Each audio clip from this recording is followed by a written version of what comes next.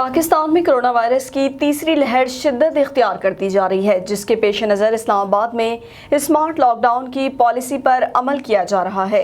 इस बारे में मजीद बता रहे हैं इस्लामाबाद से MM5 न्यूज़ के ब्यूरो चीफ शुजात चौधरी। जी शुजात, बताइएगा दारुल हुकूमत में कोरोना के पेश नज़र लगाए जाने वाले लॉकडाउन का इतलाक बिलखुसूस किन शोबाजात पर हो रहा है? कोरोना वायरस की तीसरी लहर इंतहाई शिद्दत इख्तियार कर चुकी है, जिसने पूरी दुनिया को अपनी लपेट में लिया है।